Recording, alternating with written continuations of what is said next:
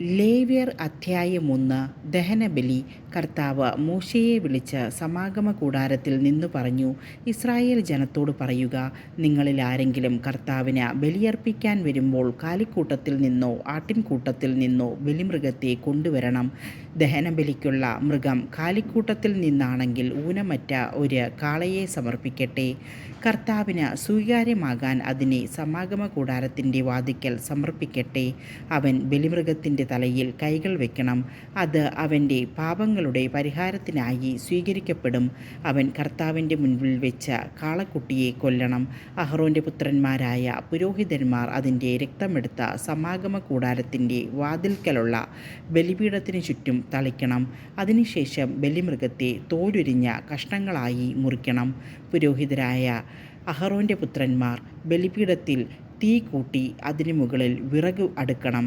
അവർ മൃഗത്തിൻ്റെ കഷ്ണങ്ങളും തലയും മേധസ്സും ബലിപീഠത്തിൽ തീയ്ക്ക് മുകളിലുള്ള വിറകിനു മീതെ അടുക്കി വയ്ക്കണം.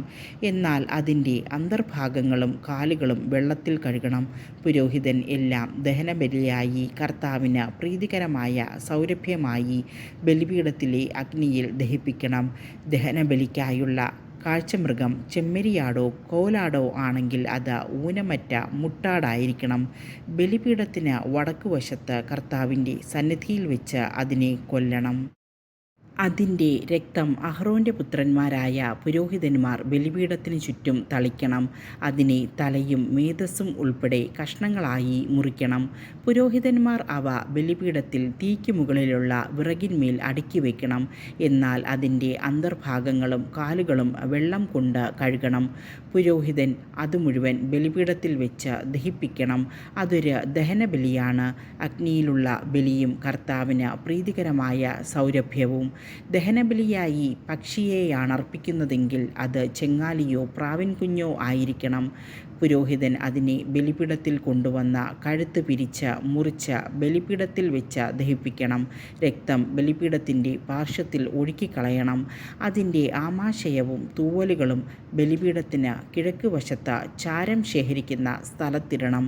അതിനെ ചിറകുകളിൽ പിടിച്ച് വലിച്ചു കീറണം, എന്നാൽ രണ്ടായി വേർപെടുത്തരുത്. പുരോഹിതൻ അതിനെ ബലിപീഠത്തിൽ തീയുടെ മുകളിലുള്ള വിറകിനു മീതെ വെച്ച് ദഹിപ്പിക്കണം. അതൊരു ദഹനബലിയാണ്, അഗ്നിയിലുള്ള ബലിയും കർത്താവിന് പ്രീതികരമായ സൗരഭ്യവും.